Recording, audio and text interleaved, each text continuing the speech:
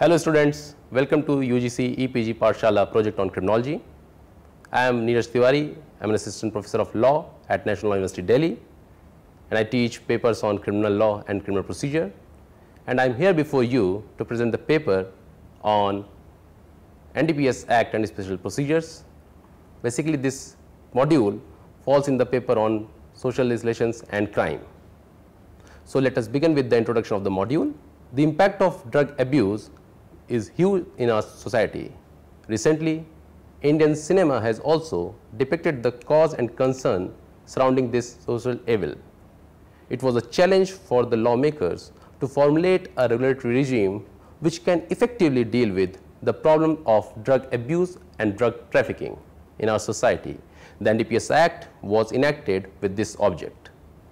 The NDPS Act prescribes harsh punishments which requires striking of balance between the enforcement of law and protection of the citizen from oppression and injustice. The law has to be strict enough to create deterrence in the mind of possible offenders. At the same time, it must also ensure that due process requirements are duly recognized and incorporated in various provisions, and the chances of abuse of power is negated. Under the Act, most of the offences require mere proof of possession of the contraband to determine the criminal liability of any accused person. Some of these contrabands are easily available in the drug market, which increases the risk of planting such drugs on innocent people. Hence, it becomes very important to provide procedural safeguards which are less susceptible to arbitrary use of power by the authorities. It must be ensured that no unwarranted search should be made, and persons must be searched with utmost good faith, and the veracity and authenticity of evidence obtained from such search is maintained. The law enforcement agencies should be allowed to use the provisions of the Act as tools to harass and oppress the citizens. Learning outcomes. The object of this module is to present a comprehensive understanding of the procedures under NDPS Act. It is to make the learners aware of the consequences of non-compliance of the mandatory procedure, and to make the learners understand the role of judicial rulings in streamlining the procedures prescribed under the Act. Let us discuss the pre-trial procedures which are provided under the Act. First, let us deal with entry, search, seizure and arrest. The NDPS Act contemplates different measures to be taken in respect of search to be conducted between sunrise and sunset, in private places and in public places. Section 41, 42 and 50 of the Act together provide checks on the exercise of powers by the authority. These provisions are inserted to provide fairness in the process of search, seizure and investigation. It operates as a preventive measure and protect innocent persons from being falsely implicated. Section 41, 42 and 43 of the Act broadly state the procedures relating to search and seizure. Subsection 1 of Section 41 confers power on Metropolitan Magistrate, Magistrate of the first class or Magistrate of second class, if authorized so by the state government, to issue warrant for arrest or search against any person whom he has reason to believe to have committed any offence under the Act. Such warrant may be issued to carry out search at any time of any building, conveyance or place in which he has reason to believe that any narcotic drug or psychotropic substance or controlled substance has been committed, or any document or other article is kept or concealed which may furnish evidence of holding any illegally acquired property which is liable for seizure or freezing or forfeiture under the Act. Subsection 2 of Section 41 confers power on gazetted rank officers of the central and state governments from departments like Central Excise, Narcotics, Custom and Revenue Intelligence, including paramilitary forces and armed forces, to issue authorization for similar purposes. These officers are known as empowered officers. They may act either on their personal knowledge, giving reason to believe, or on information given by any person which is reduced in writing that any offence under the Act has been committed, or such substances are kept or concealed in any building, conveyance or place. The empowered officer may authorize any subordinate officer known as authorized officer above the rank of peon, sepoy or constable to arrest such a person or conduct such search. If the arrest or seizure is made pursuant to a warrant issued under subsection 1 of section 41, the person arrested or the article seized has to be forwarded to the magistrate. If the arrest or seizure is made under section 41 subclause 2, 42, 43 or 44, the person arrested or the article seized has to be forwarded to the officer in charge of the nearest police station or the officer empowered under section 53 of the Act.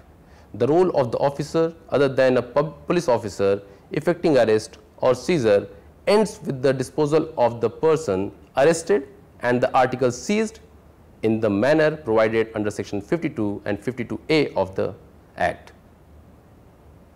Section 41 subclause 3 of the Act confers power on the officers acting under section 42 and categorizes them as the officers to whom warrant is issued under section 41 subclause 1, the officers who authorized the arrest or search under section 41 subclause 2, and the officer who is so authorized under section 41(2) by the empowered officer. Therefore, an empowered officer has also all the powers of section 42, including power of search and seizure. By virtue of section 51 of the Act, search and seizure under section 41, 42 of the Act would be regulated by the general provisions relating to search and seizure under section 100 and 165 of the Code of Criminal Procedure. Thus, the officer conducting search and seizure is required to follow the safeguards provided under the Code, in addition to safeguards provided under the Act. If the officer fails to strictly comply with the procedure enumerated in the Code of Criminal Procedure, including the requirement to record reasons, such failure would only amount to irregularity and would not vitiate the trial. The effect of such failure has to be borne by the courts while appreciating evidence in a given case. The court must consider whether any prejudice has been caused to the accused. It was so held in State of Punjab versus Balbir Singh case. Now, section 42 provides for procedure and power of entry, search, seizure and arrest without warrant or authorization. Section 42 deals with building, conveyance or enclosed places, whereas section 43 deals with power of seizure and arrest in public place.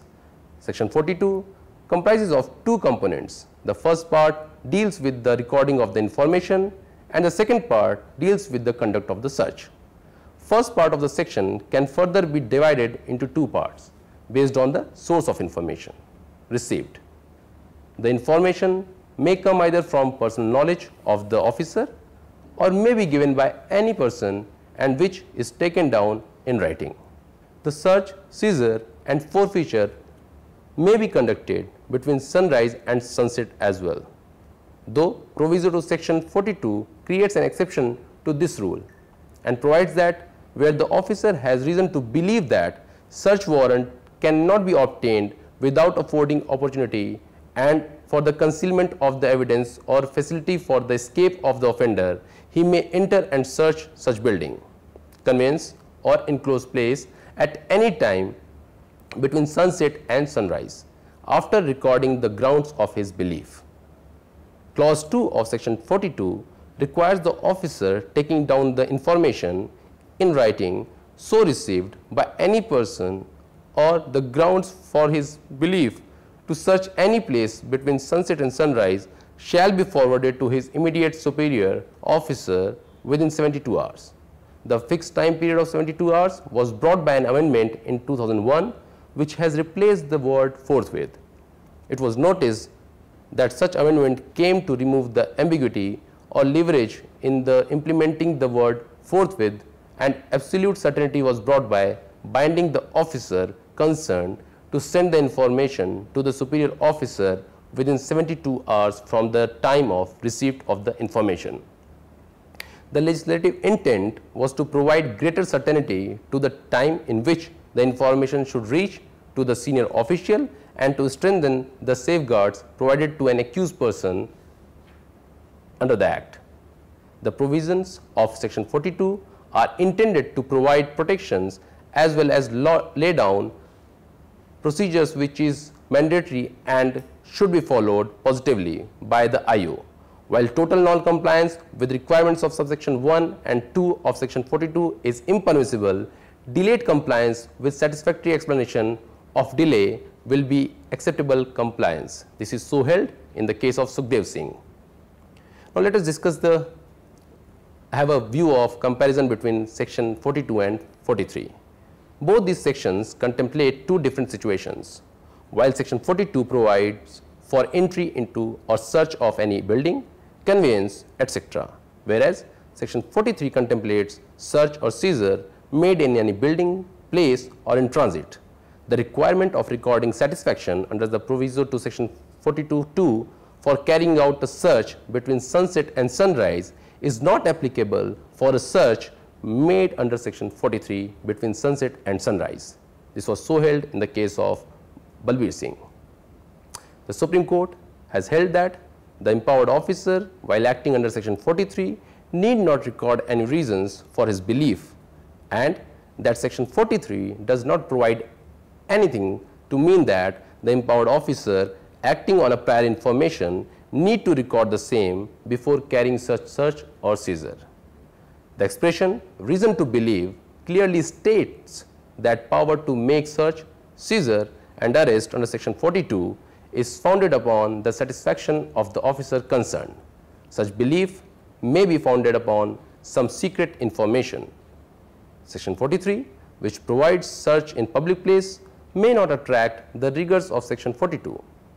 This means that even subjective satisfaction on the part of the authority as required under Section 42 need not be complied with if the place where the search is to be made is a public place.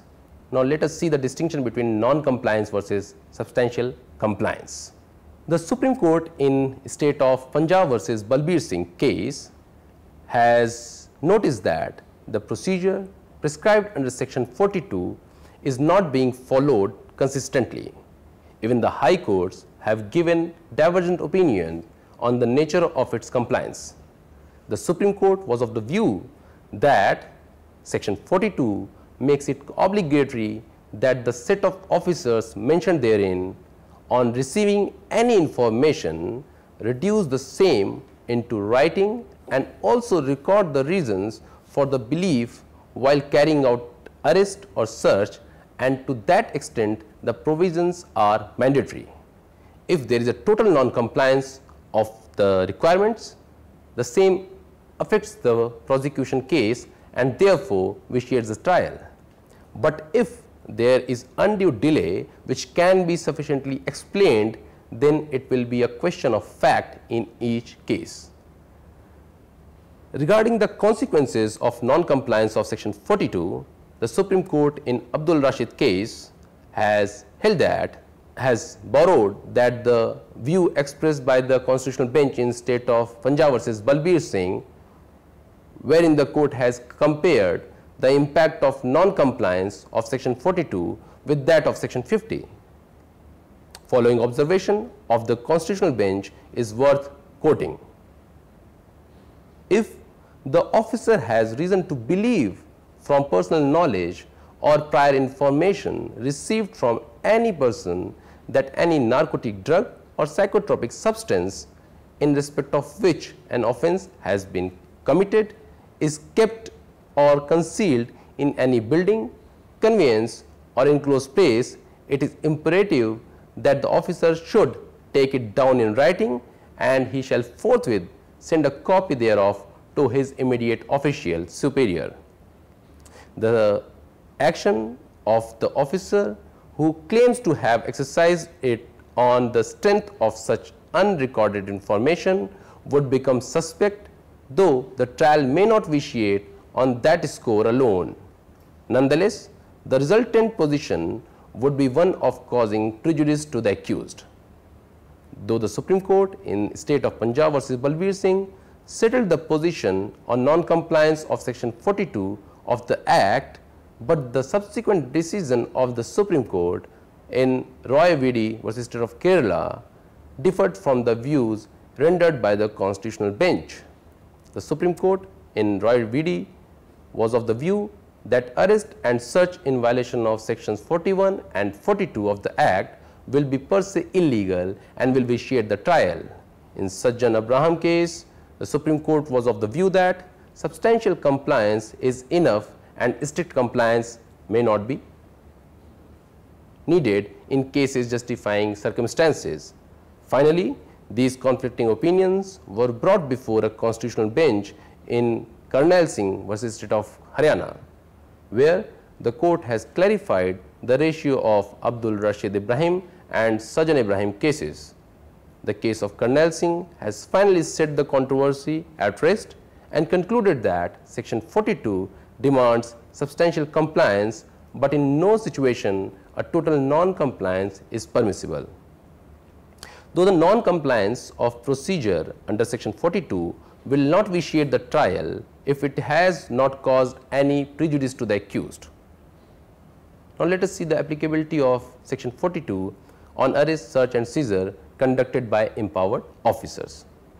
The question whether procedure laid down in section 42 subclause 2 is applicable to gazetted rank officers empowered under section 41(1) has been answered in negative by the Supreme Court.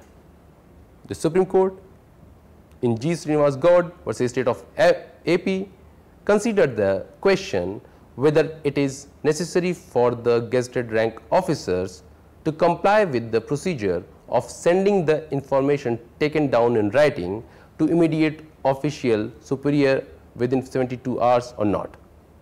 The court has highlighted the scheme of arrest, search and seizure under section 41 and 42. Section 41(2) covers cases where arrest or search is carried out with the authorization of empowered officer. In such situation, the empowering officer has knowledge what the authorized officer is ordered to do, hence reporting is not needed. Whereas section 42 subclause 2 deals with cases where arrest or search is made without authorization, which require for reporting. The court has observed that it will be anomalous to say that officers of gazetted rank who are conferred with power to authorize junior officers to carry out arrest, search and seizure are required to report to their superior officers when they carry out search, seizure or arrest on their own. The position of gazetted rank officers in view of their rank and seniority and power to authorize subordinates to proceed to action is totally different. They are the source of power of authorization. The gazetted rank officers enjoy a special position and privileges under the Act. They need not be equated to officers taking action without authorization or warrants. The requirement of sending information to superior officers under section 42 subclause 2 cannot be insisted upon in their case. Now, let us discuss the cases of chance recovery under the Act. The Act makes distinction between a search conducted on the basis of a prior information and a search where the officer comes across commission of an offence under NDPS Act accidentally or by chance.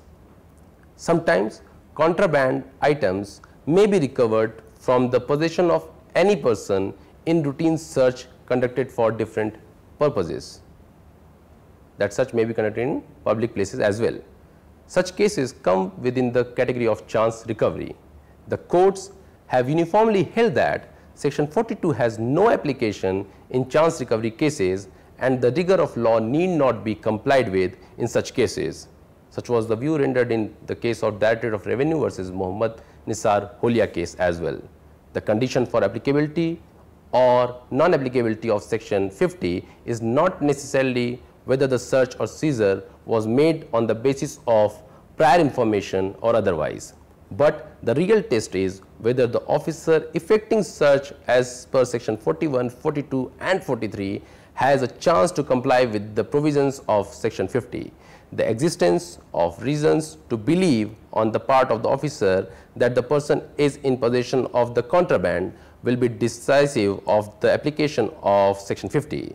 Based on this court in a series of cases have held that section 50 will not apply to any chance recovery made during the normal course of investigation by the police.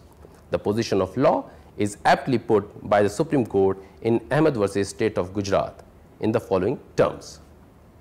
Since the search is about to be effected on the basis of any prior information or personal knowledge which the person going to search has the reasons to believe that an offence under the Act is being committed, then for the sanctity of the search itself, the person to be searched has been afforded the minimum right to be searched before another gazetted officer or the magistrate, and that right cannot be taken away merely because the officer going to search happens to be a gazetted officer who has been empowered either by the central government or by the state government. Conditions preceding search of a person. The procedural safeguard prescribed under section 50 must be complied with before making any search of persons under section 41, 42 and 43 of the Act. It serves dual purpose. It protects a person against planting any incriminating article and also established credibility to the search and seizure conducted by the empowered officer. The right conferred under section 50 are extremely valuable, keeping in view the severity of sentence scheme under the Act. The rationale behind this provision was stated by the Supreme Court in the state of Punjab versus Baldev Singh in the following words. To be searched before a gazetted officer or a magistrate, if the suspect so requires, is an extremely valuable right which the legislature has given to the concerned person, having regard to the grave consequences that may entail the possession of illicit articles under the NDPS Act. It appears to have been incorporated in the Act, keeping in view the severity of the punishment as well. The rationale behind the provision is even otherwise manifest. The search before a gazetted officer or a magistrate would impart much more authenticity and creditworthiness to the search and seizure proceeding. It would also verily strengthen the prosecution case. The duty to inform the suspect of his right to be searched before a gazetted officer or a magistrate is a necessary sequence for enabling him to exercise his right under section 50. Non-intimation of such a right to the suspect would be violative of the reasonable, just and fair procedure, and the safeguard would be rendered meaningless and futile. The language is clear and the provision implicitly makes it obligatory on the authorized officer to inform the person to be searched of his right. Failure to inform the person and failure or refusal to produce him before a gazetted officer or a magistrate will amount to non-compliance of the procedure laid down in section 50 of the Act. Now let us discuss the very nature of compliance required under section 50. Whether the procedural requirements under section 50 are mandatory or directory in nature, and if mandatory, to what extent and what is the consequence of its non-compliance, these issues have come up for judicial scrutiny many a times. As early as in 1995, the Supreme Court in Syed Muhammad Syed Umar versus State of Gujarat has held that the compliance of section 50 is mandatory in nature. The officer conducting the search must specifically depose in the court of law that he had informed the person to be searched about his right to demand that a search be carried out in the presence of a gazetted officer or a magistrate. The Constitution Bench in State of Punjab versus Baldev Singh case has held that section 50 implicitly makes it imperative and obligatory and cast a duty on the officer to ensure that search of the concerned person is conducted in the manner prescribed under section 50. He must be informed of his right, and in case he opts to be searched in the presence of a magistrate or a gazetted officer, failure to take him before the respective authorities would cause prejudice to him and render the recovery of the illicit article doubtful and vitiate the conviction and sentence as well. In another constitutional bench decision, in Vijay Singh Chandauba Jadeja versus State of Gujarat, the Supreme Court has noticed that the law laid down in Baldev Singh's case is not being followed uniformly. It was desired by the bench that the matter requires some more clarification.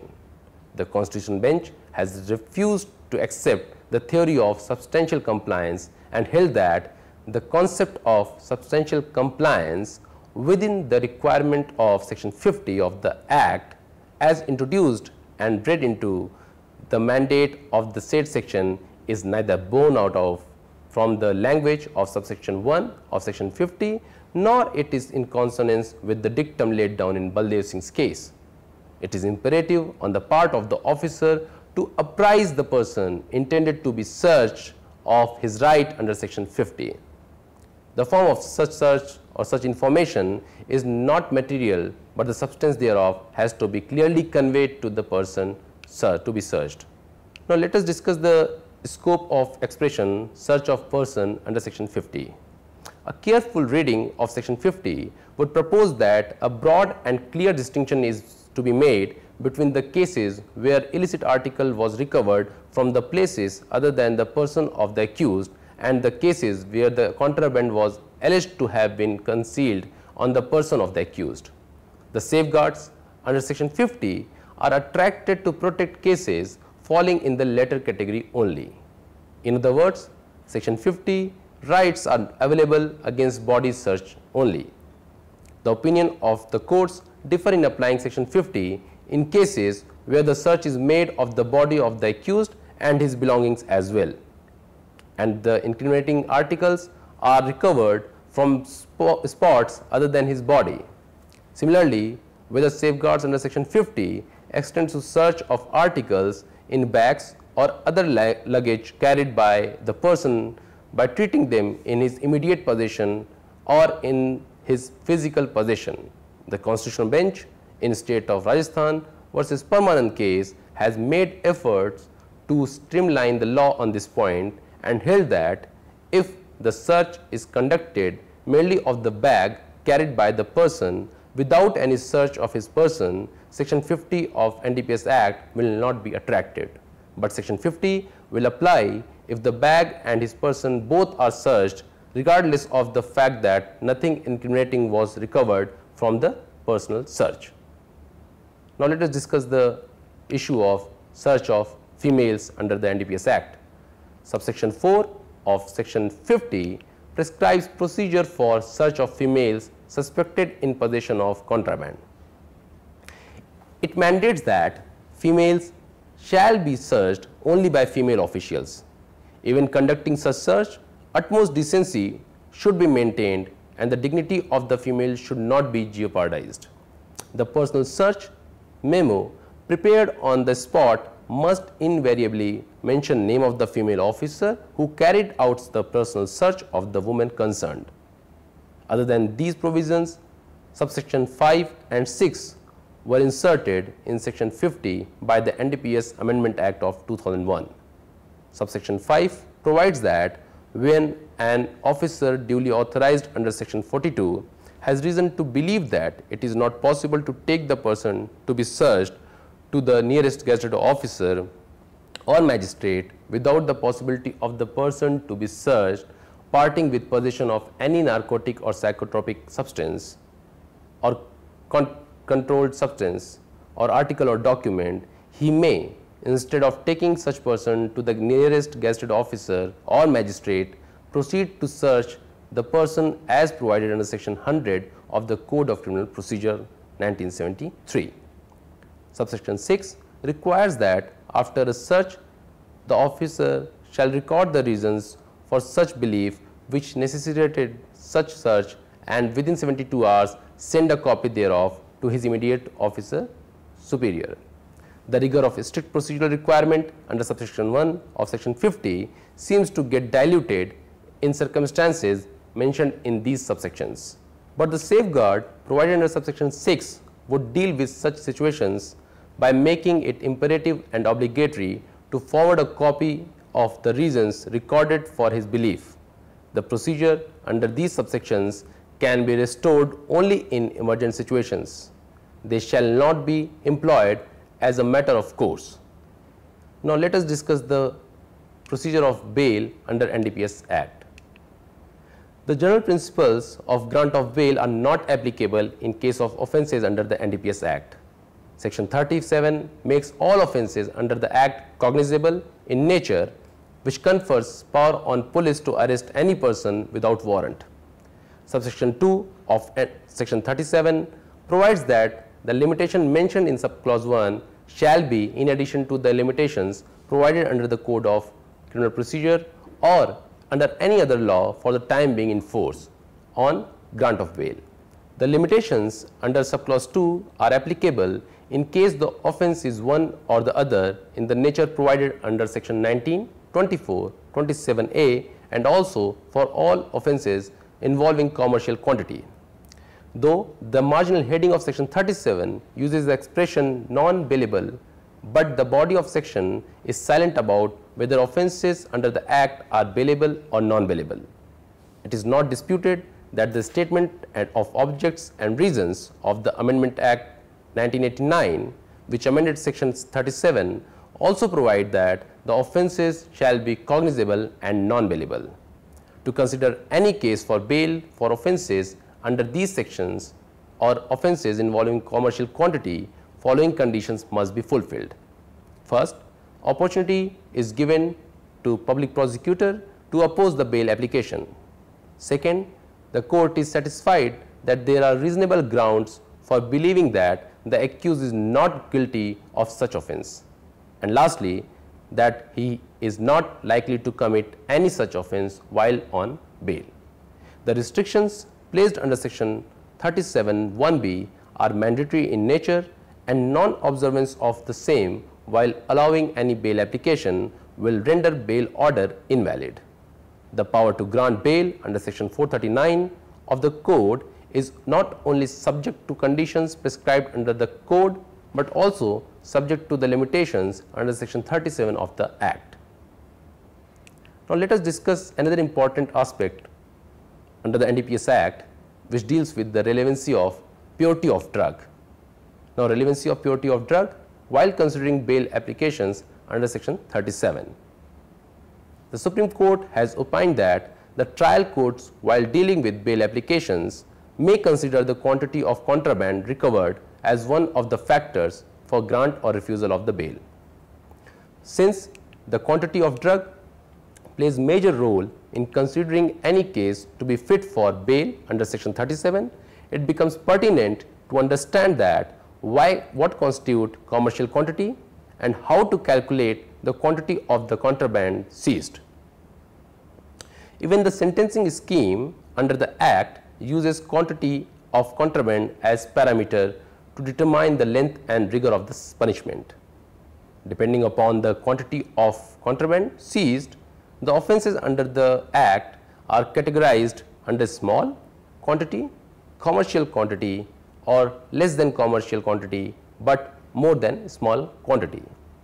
Therefore, it becomes significant to know that while determining the quantity of the contraband seized, whether the percentage of pure drug is to be taken into consideration or the entire material seized. The Supreme Court examined this issue in E. Michael Raz versus Narcotic Control Bureau, a 2008 Supreme Court case, where the pure drug content of contraband in the mixture was found to be less than the commercial quantity. The question before the court was, if the weight of the entire mixture is considered, it will fall in commercial quantity, and if the pure drug content is used as the yardstick, it turns out to be non-commercial quantity.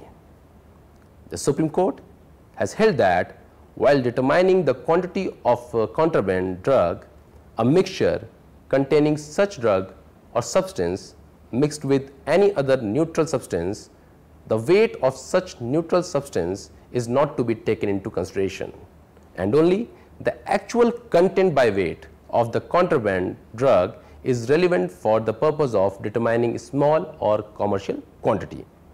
Even for imposition of the punishment, the content of the contraband drug should be considered and not the entire mixture.